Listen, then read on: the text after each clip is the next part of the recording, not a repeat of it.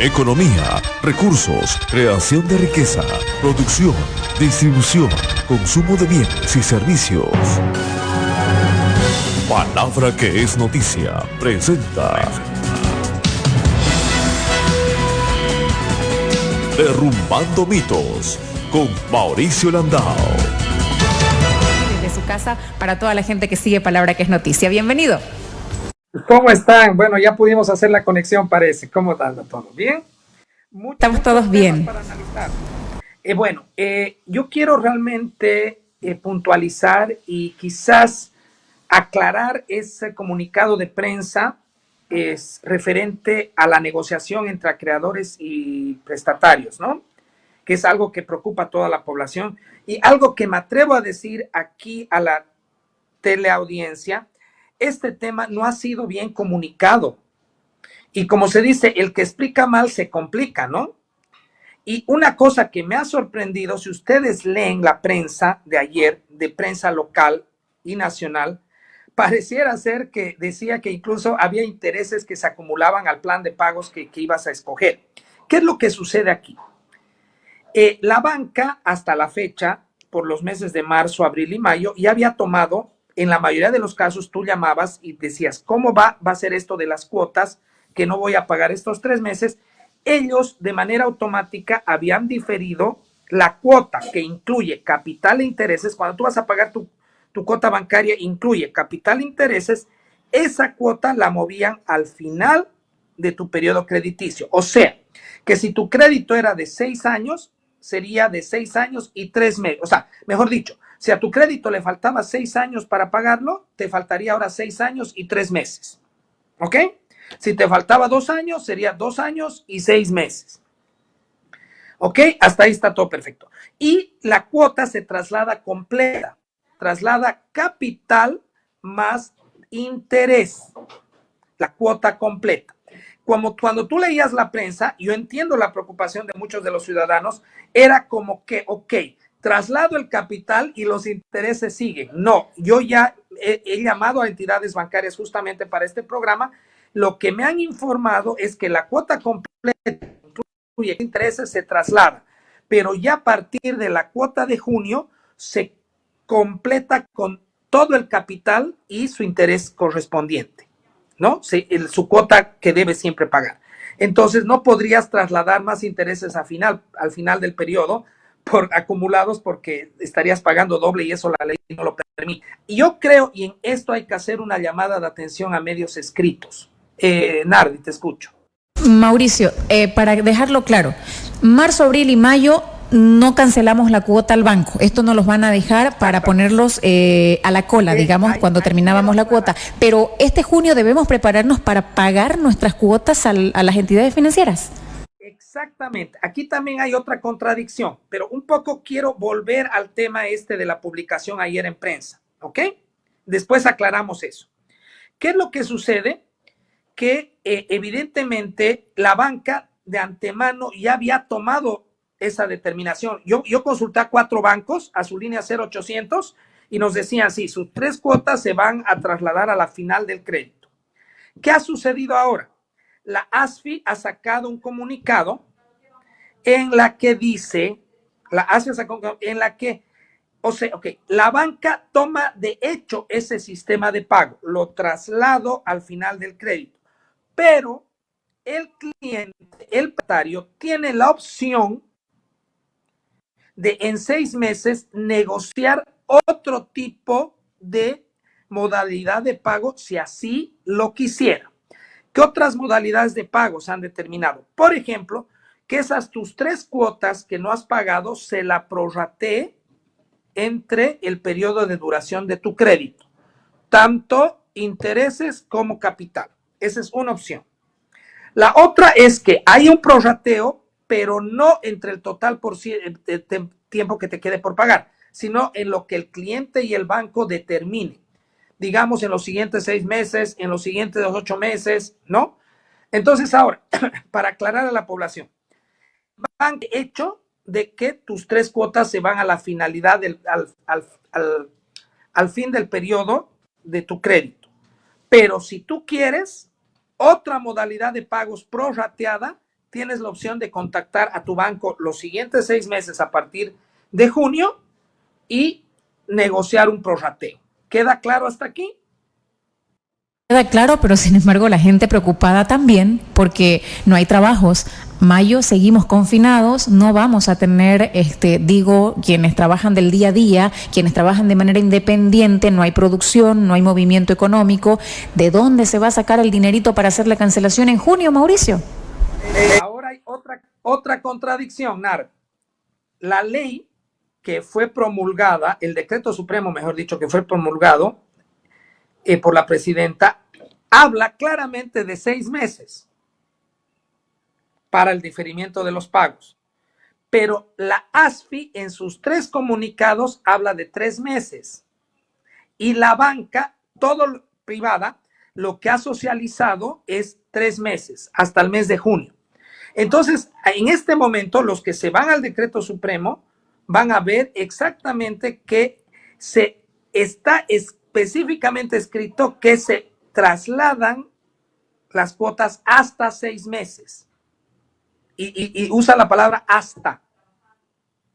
Entonces, yo no sé si en ese periodo de negociación vas a poder pedir otros 3 meses adicionales o en su defecto, la banca en este momento se encuentra en un proceso de negociación con la ASFI y el gobierno central para limitar eso solo a 3 meses porque los 6 meses tampoco le da cuenta.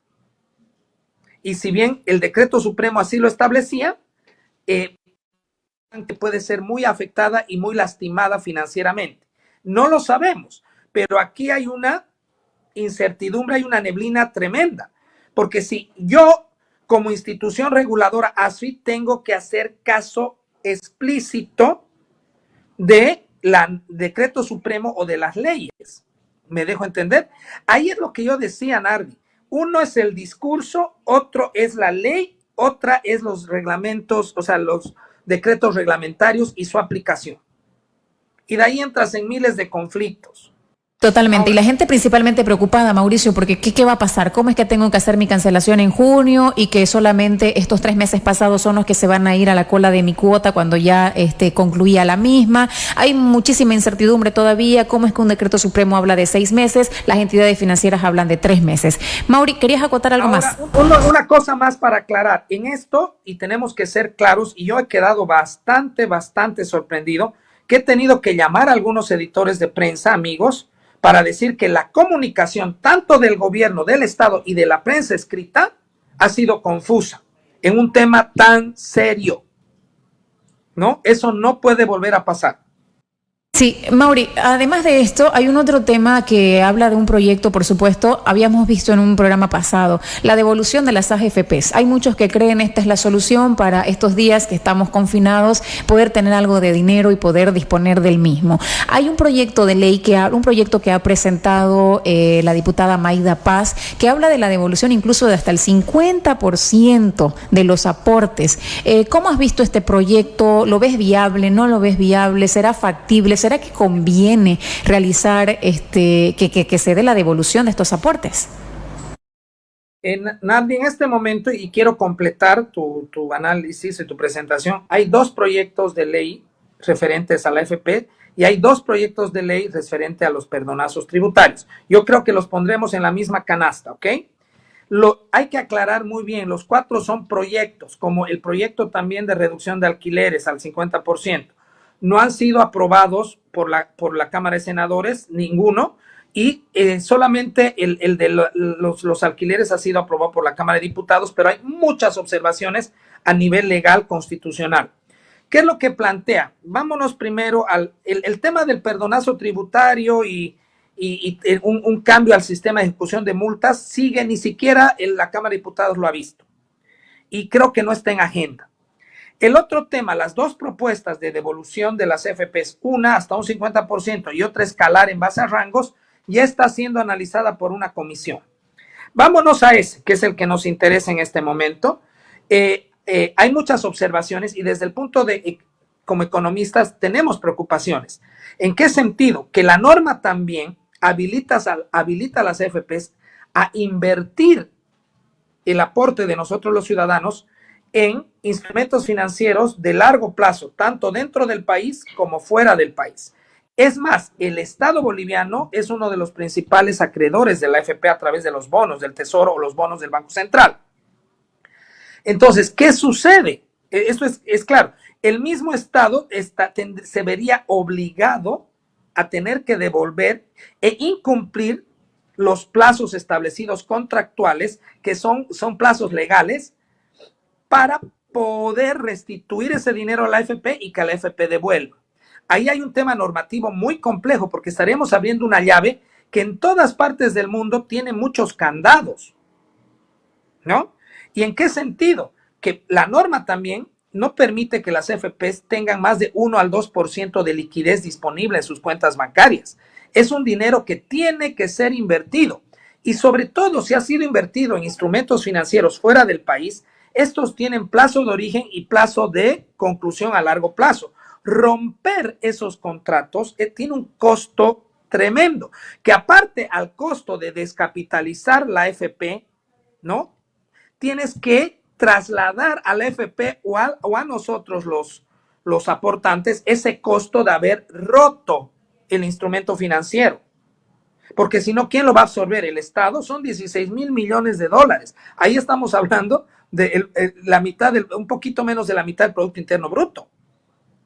Permitime que te pregunto esto para que la gente lo entienda, porque evidentemente hablamos de que es un dinero que tiene que estar invertido, es un dinero que tiene que generar más dinero, es un colchón importante que tiene un país y lo entendemos así. Pero el ciudadano de a pie quiere saber lo siguiente: si me devuelven a mí parte de mis aportaciones, esa mensualidad que yo tengo, por ejemplo, ya jubilada o jubilado, ¿va a seguir siendo la misma? ¿Me van a disminuir conforme al aporte, conforme a la devolución que me han hecho? ¿Cómo se lo explicamos a doña Pepita, a don Juancito, que puedan entender ese tema? Porque es su dinero, digamos, finalmente el que reciben mes a mes y que vinieron aportando durante tantos años de trabajo. Básicamente, el que está jubilado, doña Pepita y don Juancito que se han jubilado, no pasa nada, recibe su jubilación. El tema es a los que estamos en proceso de aporte. Evidentemente, si tú habías aportado 200,000 bolivianos, digamos, lo que retires se va a quitar de tu bolsón hasta tu fecha de retiro y obviamente, a no ser que aportes más voluntariamente en los periodos que vienen o lo compenses, el monto que deberías recibir en tu jubilación se va a ver disminuido. Pero es lógica, ¿no? Pero para mí el problema en este momento no es ese. El problema es la habilidad que tenga el gobierno para poder instruir a una AFP que lo que tiene invertido en instrumentos financieros de largo plazo lo pueda volver liquidez, dinero para devolver. Ahí incluso entramos en un tema constitucional de acuerdos civiles privados entre partes. Es un tema muy delicado y yo creo que hasta el día de hoy, desde que se hizo la propuesta, no se ha podido avanzar mucho porque el momento que empiezan a analizar, aquí hay un tema, muchos políticos hacen propuestas y que son de interés ciudadano muy válidas, pero a mí me preocupa por qué muchos de estos políticos no tienen asesoría económica técnica para darles la ficha de la viabilidad de lo que están proponiendo. Por ejemplo, esa propuesta que hizo el Movimiento al Socialismo del 50% de reducción de alquileres también violenta el Código Civil boliviano y los códigos tienen que hacerse a través de reformas constitucionales porque un Estado no puede violentar un acuerdo entre partes a no ser que estén referidos a daño lesivo al Estado o derecho de familia, ¿no? Entonces, ¿cómo? O sea, las emergencias sanitarias o emergencias de salud o catástrofes no entran en esto. Lo cambias, bueno, necesitas un cambio normativo, porque evidentemente, y eso quiero aclarar a la población, en este momento el país necesita muchas cosas, muchos recursos para levantar la economía, pero abrimos mano, como algún anterior gobierno decía, bueno, primero arreglo y después veo cómo lo ajusto legalmente, volvemos a la misma práctica, o realmente hacemos estudios serios y vemos la factibilidad y solamente vamos a poder ir por lo que decidimos que no violenta la normativa legal o no deja un precedente que dé mayor inseguridad jurídica. Imagínate el abrir solamente con una norma las AFPs hasta un porcentaje, sea escalarse el 50%, lo que deja después en apertura. ¿Querés prender la mecha porque lo has mencionado? Te pregunto. Se habla de este proyecto del 50% porque evidentemente todavía no se conoce la reglamentación, no ha sido aprobado en Cámara de Senadores y todavía falta un proceso para que sea viable en nuestro país. Pero ya está aprobado en Cámara de Diputados el 50% de descuento para los alquileres, que tiene, por supuesto, ¿no?, algunas sugerencias que se han lanzado. Repetimos que no ha sido todavía consolidada en el país. Hay una propuesta que el fin de semana fue creciendo en redes sociales donde piden incluso la firma de padres de familia que solicitan que el Ministerio de Educación se pronuncie, por ejemplo, con un 50% de descuento para los colegios particulares. ¿Hasta dónde podemos? ¿Hasta dónde debemos? ¿El Estado puede, no puede dar ese tipo de situaciones, entendiendo que son sectores privados? Porque, no sé, hay gente que exclusivamente vive de sus alquileres, ¿no es cierto?, en Bolivia, y ahora le dicen que va a dejar de percibir el 50% y va a tener beneficios en los impuestos y demás cosas que ya conversamos la semana pasada. ¿Es una medida correcta? ¿Es una medida acertada? ¿Es descabellada la situación económicamente hablando? ¿Cómo está esta situación? Las normas pueden decir lo que, o sea, tú puedes plantear en una norma lo que veas conveniente. A mí me sorprendió la de los contratos de alquileres porque evidentemente vulnera Código Civil de acuerdo entre partes. Es un tema muy importante. El momento que el Estado incurre o permite una apertura del Código Civil bajo un paraguas, en primer lugar tendría que dar un soporte económico muy fuerte al Estado. ¿Por qué? Porque evidentemente lo que dejen de percibir esas personas en alquileres, alguien la tendría que compensar, porque si no el acuerdo de partes se... O sea, el Estado de alguna manera no puede intervenir en lo que tú has acordado. Nardi Rodríguez, Mauricio Landó, hemos hecho un acuerdo y tu acuerdo está refrendado, está notariado y no vulnera ningún derecho humano, ningún derecho político de las personas. Entonces no puede ser violentado. Imagínate, esto abriría puertas a que después yo diga, ya no quiero pagar más, yo me quedo, yo hago, yo deshago. ¿Me dejo entender? Entonces, dice la gente que nos está viendo que se escucha muy bajito el audio de Mauricio. Vamos a ver si podés acercarte un poquito más a la cámara. La gente está muy interesada en los temas, pero el audio tuyo está llegando más bajo. Ahora sí, Mauricio. Entonces, ahora, todas esas normas, voy a gritar un poco más, ¿ya? Todas esas normas o todas esas propuestas tienen que pasar, o varias de ellas, por el Tribunal Supremo Constitucional. No es así tan fácil. Y les hago una pregunta, Nardi. ¿Hay tiempo para eso? ¿Me entiende? Ahora, los de los perdonazos tributarios sí puede. Lo que no puedes hacer es un cambio al código tributario. Una creación de un impuesto, ¿no? Pero, por ejemplo, los perdonazos están permitidos y, sin embargo, eso sigue paralizado en Parlamento, en la Cámara de Diputados. Yo creo por un tema ideológico. Así de directo voy a ser. Sin embargo, los otros que pueden vulnerar, ¿no?, esquemas legales muy atados, con muchos candados, hasta constitucionales, la Cámara de Diputados la está dejando pasar. Ahora, tú sabes que la presidenta tiene la última palabra.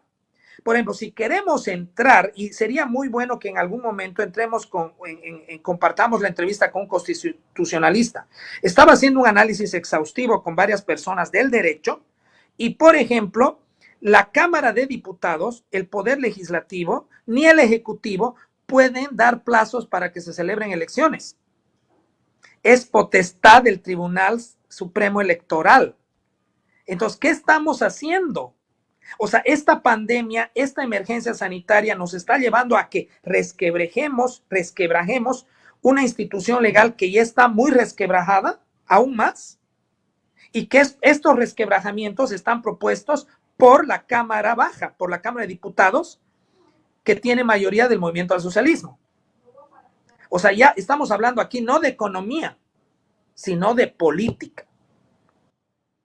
Entonces, hay algunas personas que nos mandan sus mensajes. Mauricio nos dice, por ejemplo, Oscar Antonio Gil, creo que sería bueno para inyectar dinero a la economía del país. Nos está mirando Chavita, le mandamos un saludo también. Alfredo Mercado dice, Carlitos, ¿cómo está? Buen día.